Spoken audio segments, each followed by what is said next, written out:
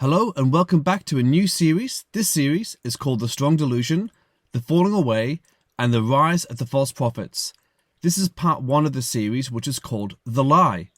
This lie is the lie that is discussed in 2 Thessalonians chapter 2. And we're going to be looking and answering a few questions. That is, why is there going to be a falling away in the first place? And how we can watch and prepare that we can be ready for ourselves and maybe warn other believers that they don't fall into this end times deception. So as we go through this presentation, it'll become very clear why I'm so concerned for the church today and why this message is so important right now. In Hosea 4:6, it is written that God said that his people perish because of the lack of knowledge. And what's interesting about this passage in Hosea is God blames the responsibility for his people perishing on the feet of the priests, the very priests who are meant to be teaching the people the word of God. Now, we know already how this is all going to end. We know what's going to happen before the return of Christ. And this is heartbreaking. So it's really my heart to try to stop as many people from falling away as possible by preparing them for the understanding of what's going to happen. You see, in 2 Thessalonians chapter 2, it is written that before the gathering together, before the return of Christ and before the rapture, there is going to be a falling away, that Greek word apostasia. There's going to be a departure from the faith on a huge scale.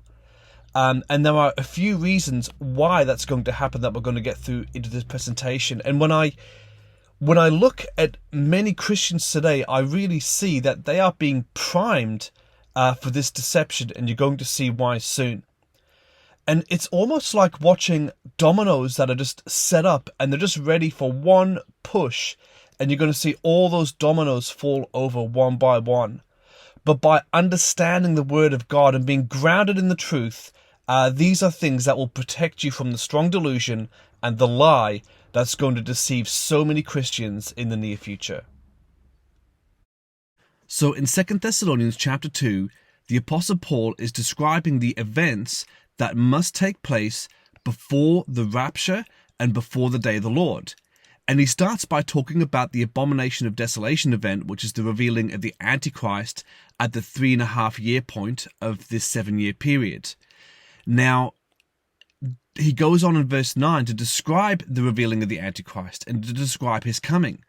And he says the coming of the lawless one is according to the working of Satan, with all power and signs and lying wonders, and with all unrighteous deception among those who perish because they did not receive the love of the truth, that they might be saved. And for this reason God will send them strong delusion, that they should believe the lie, that all may be condemned who did not believe the truth, but who had pleasure in unrighteousness. So in verse 11, we see that there's this strong delusion and that they would believe the lie. Now, there are many lies, there are many deceptions, just like there are also many antichrists and many false prophets, but there's also the Antichrist and there's also the false prophet. But in this case, and for the sake of this series, I want to refer to this lie as the lie. So when I'm discussing the lie, I'm talking specifically about the lie mentioned in 2 Thessalonians chapter 2. The lie that will cause this strong delusion and be a big part of the end times deception. So what I'm not going to do in this series is I'm not even going to attempt to guess at what the lie will be. Now, over the years, I've heard so many theories about that it's going to be the New Age Antichrist, it's the Age of Aquarius, and it's the revealing of the Maitreya. Joel Richardson is now pushing that it's going to be an Islamic Antichrist and the Imam Mahdi. There's so many, just take your pick. The conspiracy theorists will say that it's going to be an alien deception. There's other Christians that believe it's going to be the return of the Nephilim. So really, the list goes on and on and on. But really, it's all just guesswork. But we can actually learn the outline of what's going to be happening, that we can actually be better prepared to see and recognize this lie when it comes, without having to guess of what this lie will be. However, although we don't know what the lie will be, there are things that this presentation will answer, which is, what will the lie be about? What will the lie seek to achieve? Who is behind the lie? Who is being targeted by the lie? And how are they going to do it? How are they going to convince the world about the lie? And how can we recognize the lie when it comes? And who is most at risk of being deceived by the lie? Now, this is going to be a multi-point presentation. And the last presentation is going to be on how this is all a part of God's plan ultimately, and how these things all serve God's purposes. So that one will come at a later date. And I just want to also here quote as well a saying from J.D. Farag, that things are not falling apart, but they are falling into place. So the first question is, who is behind the lie? Now, in the book of Revelation, we see that this lie is being perpetrated by the false prophet in Revelation 13. And we also see that this lie is to point to the Antichrist in Revelation 13. But we also see that in 2 Thessalonians chapter 2, also all through Revelation as well, that it is actually Satan himself who is behind this lie. So we read in verse 9 that the coming of the lawless one is according to the working of Satan, with all power and signs and lying wonders, and with all unrighteous deception amongst those who perish, because they did not receive the love of the truth, that they might be saved. So Satan himself, who is actually working in demonic power and through signs and what it says, lying wonders. You see, Satan is the father of lies, it is written. So the person behind the lie, we actually have three people. We have Satan, we have the false prophet, and we have the Antichrist.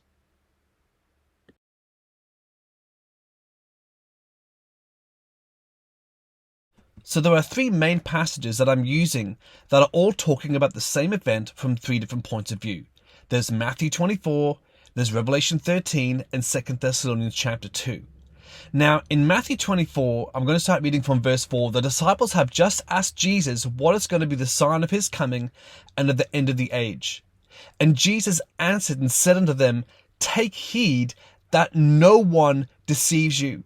You see, the first concern Jesus had when they asked about Jesus' coming was that to take heed that no one would deceive them. Because Jesus knows how strong the deception and how powerful the deception and the lie will be when the Antichrist does finally come onto the scene. And it goes on in verse 5 to saying, for many will come in my name, saying that I am the Christ, and will deceive many. And verse 11, then many false prophets will rise up and deceive many, and because lawlessness will abound, the love of many will grow cold, but he who endures to the end will be saved. So we see, interesting there in verse 12, Jesus actually compares or contrasts the difference. Because lawlessness will abound, the love of many will grow cold. But he contrasts that, but he who endures to the end will be saved. So that's interesting. Just bear that in mind, because we will pick up on this thread a little bit later on. In verse 23, then if anyone asks and says to you, look, here is the Christ, or there, do not believe it. For false Christs and false prophets will rise and show great signs and wonders to deceive, if possible, even the elect. Now, that's the thing I want to actually pick up again a bit later, that if possible, this deception would even deceive the very elect, Jesus says.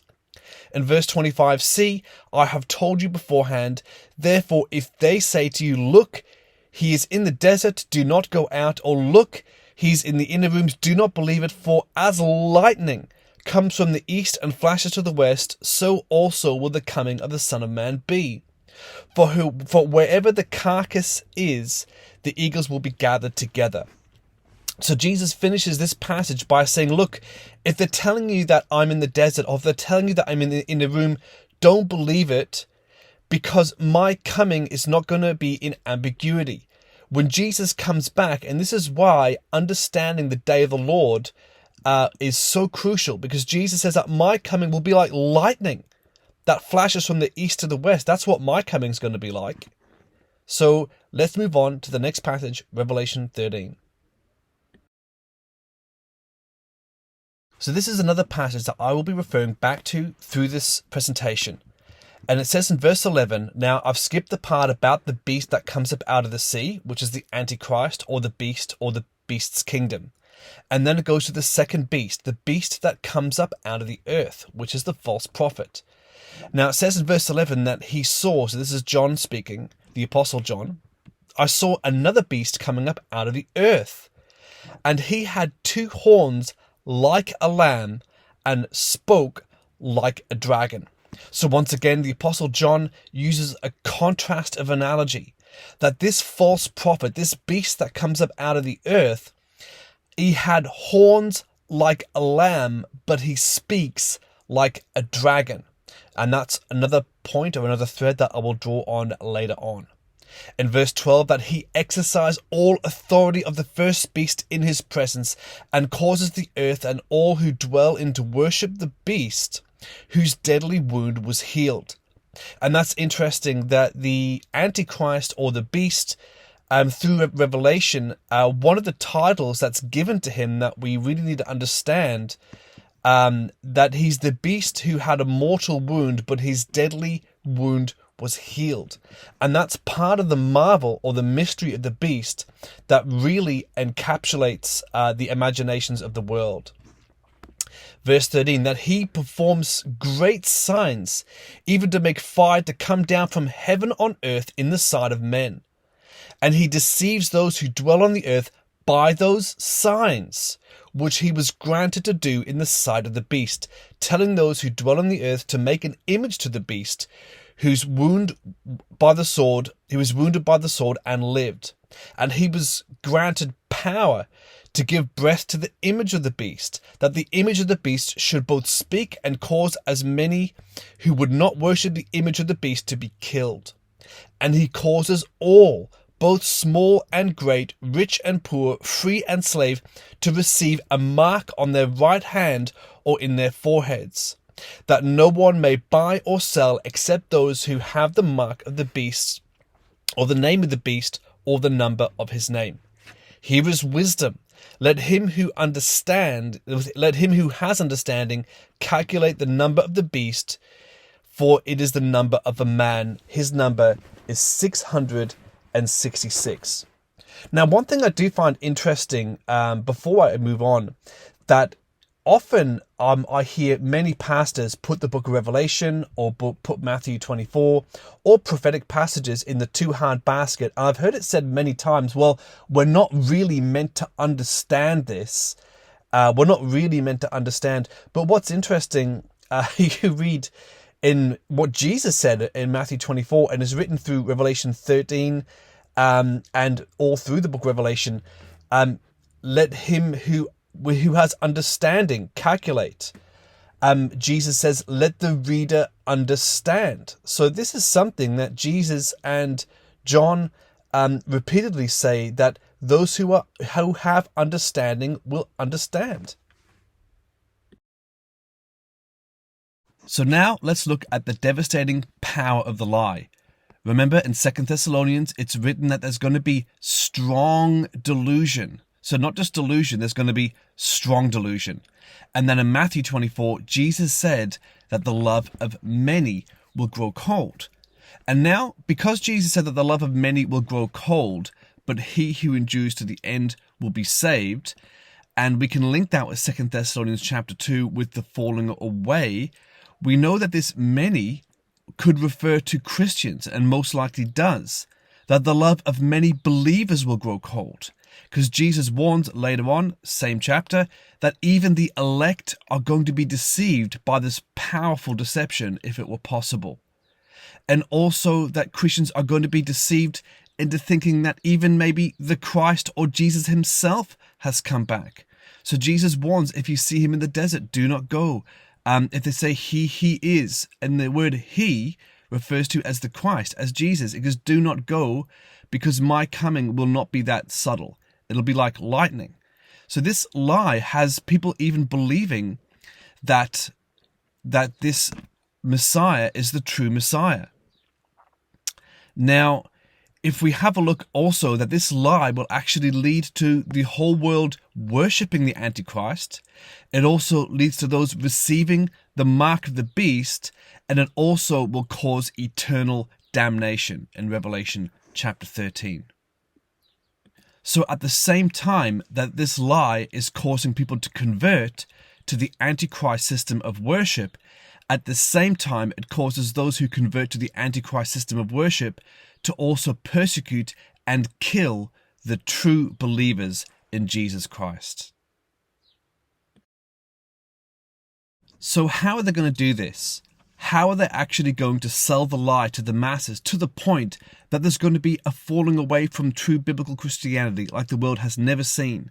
That they're going to cause the world to worship the Antichrist and to worship Lucifer, believing that they're the true Messiah and the true God?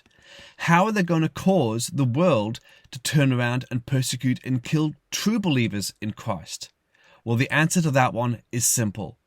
Lying signs and lying wonders, mentioned in 2 Thessalonians chapter 2. So the tactics that the Antichrist will use, he's going to use miracles, demonically powered miracles. Remember that the coming of the lawless one is with all power and with all unrighteous deception amongst those who do not believe, because they did not receive the love of the truth. And this strong delusion we see in Revelation 13, that in verse 13, that he performs great signs. This is the Antichrist, even to make fire come down from heaven on earth in the sight of men.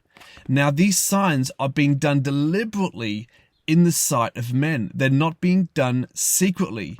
It's because of the signs that so many will believe. Now, if you think about this for just a moment, how the world is really being primed, that Jesus warned again and again that a perverse and an adulterous generation seeketh after a sign. You see, Jesus actually still did many miracles, but that wasn't enough.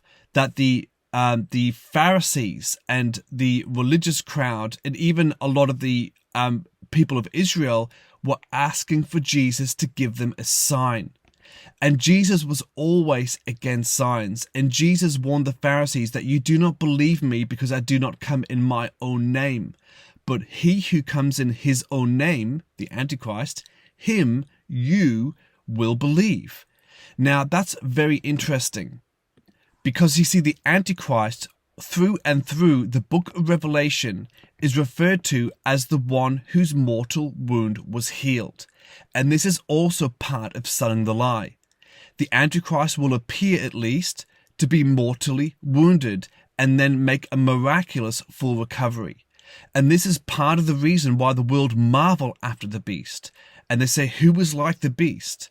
And this tied up with the beast's false prophet, and we're going to get more into the false prophet just shortly, is the reason why the world will be so accepting of accepting this lie. Now, if you think of all the box office movies that are so successful these days, it's the movies, the superhero movies, movies about the supernatural, movies about witchcraft like Harry Potter and all the Marvel Comics movies, that the world just would love it if there's some sort of superhero comes on the scene and doing all these things they're watching on the TV, that there's almost an insatiable lust for the extraordinary, for the supernatural. And Satan is going to give them exactly what they are looking for through the Antichrist and through the false prophet. Now, when we go through the Bible, it's not always prophets of Baal or prophets of Moloch or any of the demonic kind of prophets that we run into. We see many, many false prophets actually within biblical Christianity. In 2 Peter, it is written, but there were false prophets among the people, even as there will be false teachers among you, who secretly will bring in destructive heresies, even denying the Lord that bought them, and bring on themselves swift destruction. And many will follow their destructive ways, because of whom the way of the truth will be blasphemed. And by covetousness, that's important, and I'm actually going to pick up on that by covetousness thread in the next part. They will exploit you with deceptive words. For a long time their judgment has not been idle, and their destruction does not slumber. So we see here that false teachers and false prophets quite often, and most often, actually operate within the church.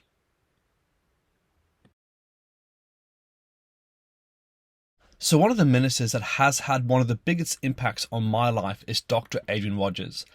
I highly recommend to go to Love Worth Finding, the podcast, and listen to as many sermons as you can. He is an awesome man of God, or was an awesome man of God. He died a few years back, but he would often say when preaching that when looking for the devil, never fail to look behind the pulpit.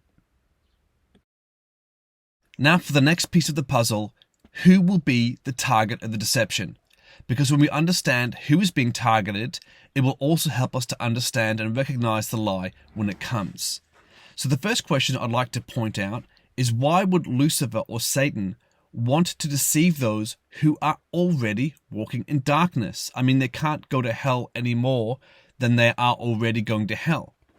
We see here the result of this strong delusion in 2 Thessalonians chapter 2 will cause the future falling away, the future apostasy, the future departing or falling away from true biblical Christianity.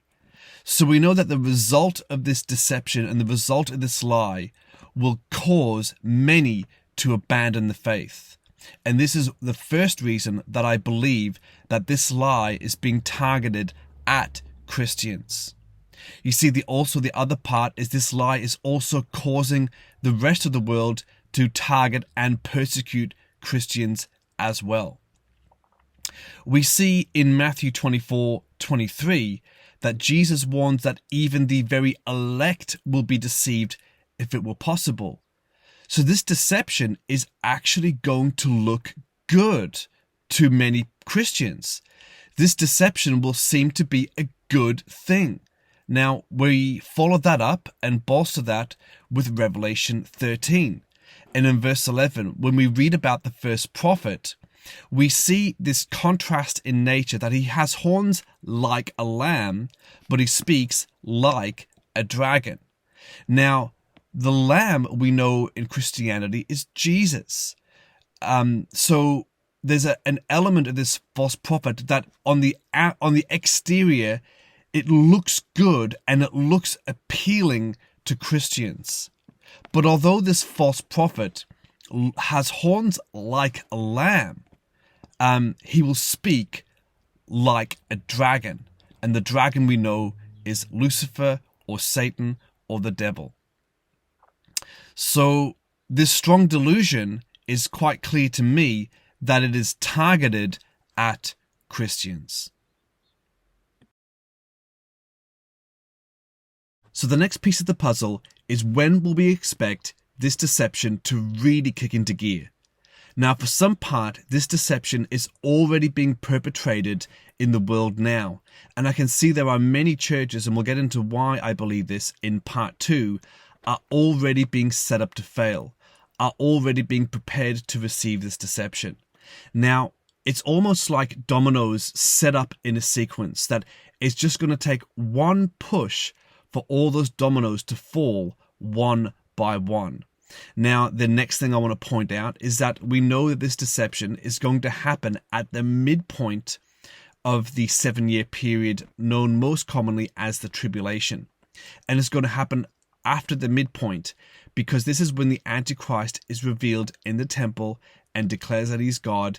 And that is when the persecution on the Christians really starts to ramp up. And that is when the false prophet starts to do his miracles to deceive many. Now, we also see that it's after the Antichrist's mortal wound is healed. So I believe this is also part of the deception, that once the Antichrist's mortal wound is healed, that's when the deception really kicks into gear. The next thing and final thing that's very important, because in Matthew 24, Jesus points out that when they say there he is, talking about Jesus, he's in the desert, do not go. Jesus said, if they say that I'm in the inner room, don't go, that's not me. And Jesus goes on to explain, because the coming of the Son of Man will be like lightning that flashes from the east to the west. So what is Jesus saying here? Jesus is saying that when he comes, there's going to be signs in the sky. It's not going to be ambiguous. Every eye will see. You see, when we have a clear understanding about the day of the Lord and the signs of Jesus coming, which is the sun will be darkened, the moon will turn to blood, and the stars will not give out its light, and there'll be a great earthquake, and the sign of the Son of Man, Jesus, will come in the clouds. Every eye will see him, and he will be with 10,000s of his angels. So when we understand the day of the Lord sign, we can know that anyone coming earlier or claiming to be Jesus before the sign of the Son of Man, we know are an imposter. So who will be deceived and why? So the people that are deceived in 2 Thessalonians chapter 2, it's very clear that these people, when they see the powerful signs and the lying wonders and the unrighteous deception, that they're deceived because they did not receive the love of the truth, that they might be saved. Now that's term, that love of the truth. I mean, there's a whole sermon just in that phrase, the love of the truth. And what I find, the Christians that really break free, that really they're born again, their lives are changed, they embrace the truth of Jesus, they embrace the gospel, and it changes them from the inside out. When there are many people who come to church because it's a social event, they come to church because of the programs, and really when things get too hard, they really back away.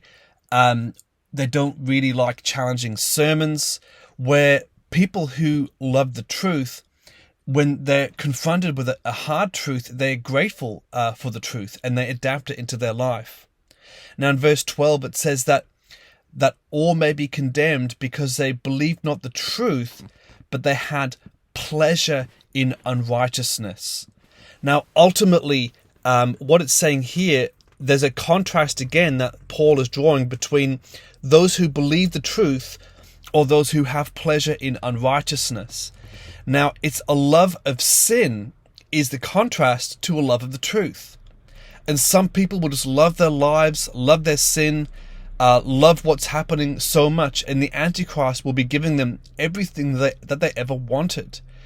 Signs and wonders and miracles, and everyone who receives the mark will be prospering under the beast. And the last thing that somebody who has pleasure in unrighteousness wants is persecution. So they're going to believe the lie because they believe not the truth, but had pleasure in unrighteousness. So just to recap part 1 of this series, that this strong delusion is going to be aimed primarily at believers. The means of the strong delusion is going to be the lying signs and lying wonders. And we are to expect false Christs and false prophets to rise up and deceive many. And we also have to expect a big falling away from true biblical Christianity. And we are also to expect persecution on a major scale. So Jesus tells us to keep watch, and that his coming is not going to be subtle. That we need to understand the sign of the day of the Lord. And we need to understand the sun, the moon, and the star sign, that Jesus is going to be coming on the clouds. Jesus is not going to be coming back in another manger. He's not going to be coming back in the desert. You're not going to find him in the inner room. When Jesus comes back, he's going to appear in the clouds for every eye to see. So for this reason, we know that anyone coming before this event, they are an imposter and they are an antichrist. So in the next presentation, we're going to see how the church is being prepped for the strong delusion. And a big question that we should be asking right about now is why? We know that there is going to be a falling away, a departure from the faith, like the world has never seen. But the question is, why should this happen? Where are the shepherds? Where are the pastors? Where are the watchmen that are telling and warning the people? But the fact is, many churches I've been to today, they don't want to talk about the end times.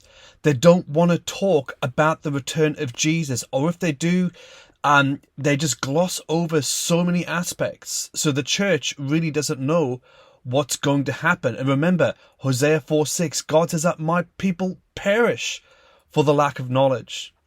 Now, as a pastor myself, I've made sure that everyone in my congregation is aware of the things that I'm telling you now.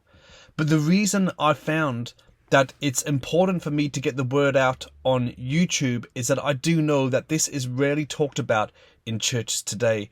And this is one of the reasons I believe that there's going to be this falling away, because too many Christians aren't aware of what is coming their way potentially in the near future. So thanks again for watching. I hope you found this very instructive and beneficial. And if you find that there is anyone that you think would benefit, if you can share this with as many people as you can, that would be great. So I am looking to add more content to this channel as quickly as possible, but these videos do take some time to get ready. But yeah, look forward to joining me with part 2, the rise of the false prophets.